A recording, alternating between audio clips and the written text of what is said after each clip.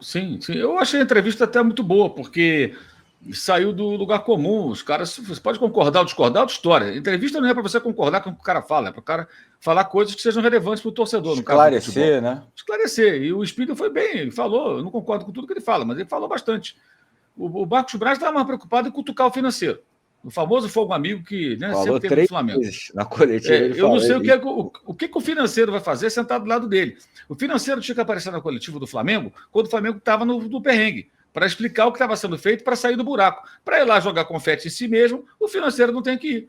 Porque se o financeiro for lá, ele vai jogar confete nele mesmo. Vai mostrar 50 aqui, milhões só a dívida, né? Olha o tamanho, impressionante. olha o tamanho da dívida. Olha o que nós tínhamos antes. Fizemos nossa parte. Aqui a gente não estoura orçamento. O financeiro vai dizer isso. O clube aumentou a arrecadação. Por quê? O futebol gera receita, claro. Os patrocinadores vêm porque o futebol é competitivo, tem muita torcida. Naturalmente, o Flamengo também tem essa capacidade. Você tem aí patrocinadores e tudo mais. Então, você consegue aí sócio-torcedor. Então, o futebol mais a parte comercial, o marketing, né, e sócio-torcedor, alavanca a receita. E o financeiro faz uma boa gestão. Isso há muito tempo. Então, o financeiro não tem que ir lá. Quem tem que ir são eles do futebol para explicar como é que ficou o ano passado não ganhando nada. 0 título. Os tais 42 dias de férias, que foram o tema também abordado, que eu acho que ali não tem mocinho na história, todo mundo é vilão, jogadores, comissão técnica, dirigentes, todos. Você pode até dizer que um é mais culpado que o outro, tá? A opinião de cada um, mas todos participaram. Inclusive menos a comissão do Vitor Pereira, né, Mauro? Essa não, que caiu de paraquedas. O Dorival também. Que o Dorival, quando foi definido que sairia de férias, ele era técnico, tinha contrato e negociava a renovação. E concordou também a ver com esse papo, queria que voltasse dia 19. Se ele queria que voltasse dia 19 e não voltou, então já tinha que pedir o boné, que estava sem moral nenhuma. Ganhou 2 títulos e não consegue colocar o dia da volta. O Abel Ferreira não vai permitir isso no Palmeiras, vai. Mas o Abel é muito grande lá. E o tamanho do Dorival depois das 2 taças que ele ganhou? Ele ficou grandão, né? Tanto que está na seleção agora. Alguém acha que ele está na seleção porque ele ganhou a Copa do Brasil com o São Paulo?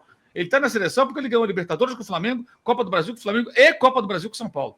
É um combo. E começa no Flamengo que ele começa a mudar de patamar como técnico. E se ele queria mesmo dia 19, eu não abro mão. Eu que vou treinar. Eu quero os dias para trabalhar. Que isso? Então, assim, todo mundo está errado ali. Então, é isso que ele tem que ir lá explicar. As decisões equivocadas, o que vai fazer para reforçar o time, e entre outras questões. O financeiro não tem que ir lá. Então, achei que a entrevista do Spindler foi boa. Isso que ele falou é importante, sim. Isso é fato. E o torcedor do Flamengo tem que ser inteligente, porque outros clubes saem contratando, porque, primeiro, o Flamengo não precisa contratar tanto, tem um elenco bom. O Flamengo precisa de ajustes. Alguns aí tem que contratar times inteiros, praticamente, né? E o Flamengo está tentando contratar num patamar alto. São jogadores caros. Essas negociações são complexas.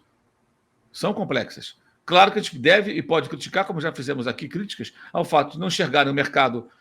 Por exemplo, eles não enxergaram nenhum Pablo Mari, nunca mais. Mas o Fluminense achou o John Arias, por exemplo. Então, é possível encontrar jogadores que são mais baratos e que vão solucionar. O próprio Tiquinho no Botafogo, jogador já mais velho, mas um cara que entrega. Tudo bem, ele falhou na reta final do campeonato, mas sem o Tiquinho, o Botafogo nem flertaria com o título brasileiro. Então, assim, o Botafogo encontrou algumas soluções boas também. Então, isso é um outro ponto de crítica que a gente pode fazer ao departamento de futebol, entre várias outras. Agora, eu achei a entrevista boa porque ele tocou em alguns pontos, esse é um deles, que o torcedor do Flamengo às vezes não percebe. Tem clube que não paga mesmo, é só você olhar aí. Transferban, clube lá de fora cobrando, cadê meu dinheiro? Não pagaram, jogador reclamando que não reclamou, não recebeu o que foi combinado, assinado. E eu acho que esse é um ponto que o Flamengo tem que sempre falar nisso, porque o Flamengo foi alvo de chacota por muito tempo.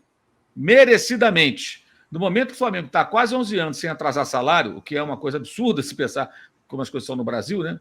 É uma coisa impressionante. O Flamengo tem que lembrar isso. Quem tem que lembrar são eles, dirigentes. Olha, aqui a gente trabalha assim, cara. Vocês podem não gostar do trabalho que a gente faz aqui ou ali, mas com relação à grana, cara, a gente vai lá e paga. Que a multa é muito alta, sim, mas os caras recebem. O Vitor Pereira, o Paulo Souza, o Sampaoli foram para a justiça reclamar que o Flamengo não pagou? Que eu saiba, não. Né? Até hoje não aconteceu. Por quê? Tá errado, tá errado. Multa muito alta, é óbvio que sim. Mas até isso, o cara vai lá e paga. Então, se o Flamengo cumpre as suas obrigações, no universo em que vários rivais não cumprem, ele tem que bater nessa tecla. E eles é que tem que falar. E mais, não pagar e utilizar jogadores que você não pode pagar é doping financeiro. que prejudica quem faz as coisas corretamente, não só o Flamengo. Sem contar as SAFs, que é uma outra questão, que é um outro debate, que você vê, por exemplo, o Fortaleza fazer uma reconstrução da Série C à Série A para virar time de Libertadores, vice-campeão da Sul-Americana, e aí um outro clube do Nordeste, que é o Bahia, de repente é comprado pelo Grupo City e sai contratando todo mundo. O que o Bahia fez para se reestruturar em relação à Fortaleza? Não fez. Como Fortaleza não fez. Ainda tem isso também. Que a SAF ela pega a dívida, né? No caso do Bahia, nem é esse o caso específico de uma dívida tão grande. Mas outros como Vasco, Botafogo, o Atlético Mineiro agora, né? Os benfeitores compraram o clube, Cruzeiro, dívidas colossais. De repente, estão contratando aí vários jogadores. O Cruzeiro não, porque o Ronaldo tem uma gestão bem pé no chão, né? Mas o Botafogo, o Vasco, nem dá para imaginar o Vasco contratando jogadores que contratam hoje, embora não sejam jogadores top de linha, pela situação do clube. O Botafogo também. Então, são várias questões que eu acho que eles têm que falar. Mas cabe a eles. Então, eu achei a entrevista boa da parte do Spindle. Do Braz, não. Ficou só fazendo provocaçãozinha ali e tal. E muito empoderado no momento que ele está em baixa. Ele não está em condições de ficar botando aquela marra toda. Muito pelo contrário. Ele não está mais em 2019, que o Jorge Jesus fez com que a popularidade dele disparasse a ponto de ser eleito vereador. Inclusive, até quando você falou sobre o Dorival, quando eles desmentem o Dorival em relação às férias, né? O Spindle estava falando de forma tranquila. É o Braz que entra no meio e fala: é mentira dele. Enfim, dá para ver a diferença ali dos dois falando. E outro ponto, o Mauro, que o Spindle fez questão de falar, eu achei importante porque, tipo assim, primeiro, não sei até que ponto eles deveriam, mas eles estão muito ligados, né? Não sei se é porque também é ano de eleição, o Braz também deve ser porque é político. Eles estão muito ligados no que está sendo falado, né? E o Spindle fez questão de reforçar que o Flamengo não tem preferência, e é uma coisa que a gente, por exemplo, não sei se eles devem assistir a gente também aqui, né? Mas fez muita questão de dizer sobre isso que você falou, né? Sobre a questão de não ter preferência por reforços, se é na Europa, se é na América do Sul, se é valor de mercado, que o Flamengo não olha isso. E aí fez questão de falar que é uma coisa que os torcedores falam muito nas redes sociais, né? Independente do empresário, porque fala muito aquilo, porque o Bertolucci que indicou, se é do Bertolucci vai vir, enfim, cita alguns, né? E ele fez questão de tentar esclarecer isso. Mas em relação a reforços, né? Ele fala que independe do lugar. Só que eu acho que ali não era esse o ponto, né? Era a questão da grife, do tamanho, né? Porque quando ele cita, a gente, por exemplo, foi buscar o Rossi e o Dela Cruz na Argentina. Sim, mas são jogadores testados, né? São jogadores prontos, são jogadores... Essa é a questão, né, Mauro? Sim, o Flamengo ele tem feito contratações de jogadores consagrados. E o Flamengo não tem demonstrado capacidade de encontrar soluções no mercado, jogadores ainda em formação, ou jogadores que não são tão caros, mas que podem atender a uma demanda específica, preencher ali uma lacuna do elenco, ou seja, uma sacada, né? Ou seja, aquele cara que não vai custar tanto, mas que vai ficar louco para jogar no Flamengo, que vai aceitar ser reserva, vai entender, cara, eu sou reserva aqui do fulano de tal, então, né, vou jogar partidas, vou entrar e vou compor. Posso ganhar títulos importantes. E estou aqui cumprindo meu papel. Bons jogadores que não sejam, né, de um nível tão alto, para você ter mais acesso também. Aí vai de observação de mercado, de capacidade de sacar onde você vai encontrar atletas com bom nível. E o Flamengo não faz isso, de fato, não faz. Esse é um outro ponto que muita gente questiona. Agora, tem uma outra questão também que muita gente estava questionando na semana, que era dos jogadores da base. Eu acho que isso eles fazem bem. Quando vem desses jogadores aí todos aí, 1 milhão de euros, 3 milhões de euros... Surgiu o Werther Peterson. Esses jogadores não têm grande valor de mercado, gente. Você não vai pagar 10 milhões pelo Werther? Esquece. Mas foram bem na Copinha. A Copinha, na primeira fase, é um palco da ilusão. Não, Mauro, desculpa. São times fracos na primeira fase. E aí qualquer jogador, mais ou menos, se destaca. Você quer avaliar o cara, tem que assistir o Brasileiro Sub-20, a Copa do Brasil Sub-20 e o Campeonato Carioca, os clássicos. Os embates com o Fluminense, com o Vasco, com o Botafogo, com os times de outros estados. Aí você vai ver se o garoto, de fato, é bom. Não é jogando contra times fracos que vem para a Copa São Paulo que você vai avaliar os caras. Aí o cara se brilha na primeira fase, tem diferença de idade, tem uma série de coisas. A Copa São Paulo não é um bom termômetro, especialmente na primeira fase. Depois que afunila, até pode ser. Até eu vi um fio, eu tuitei até essa semana na minha rede social, um fio que um torcedor fez, mostrando, muito bom, mostrando onde estão os campeões da Copinha de 2018 pelo Flamengo. Cara, tem jogador no Chipre, na Ucrânia, em times do Nordeste, espalhados por aí. Não virou nada, ninguém virou nada. Fez o Twitter. Então, muito bom, muito bom. E não virou nada, assim, ninguém virou desse pessoal todo. O Vinição só, né, que tá um pouco aí, tá no Sheffield. Até do Sheffield, assim, foi vendido por uma quantia razoável. Se fica no Flamengo, não é vendido por nada, porque não joga, não ia jogar no Flamengo. Era o caso do Natan. Natan era a 6ª opção da zaga. Não ia jogar, não ia valorizar. O Flamengo pegou 4 milhões ali quando foi vendido para o Red Bull Bragantino. Lá ele jogou, foi vendido. Acho até surpreendente que o Napoli tenha pago 10 milhões, porque eu acho que ele não estava jogando nesse nível. E hoje continua sendo zagueiro com muitos problemas.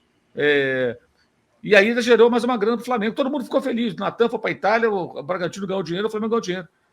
Não ia jogar no Flamengo. Não ia jogar. Esses garotos aí, esses dois, o Verton e o Peterson, não vão jogar. Então, eles são emprestados, vão se destacar de repente e vão seguir sua carreira.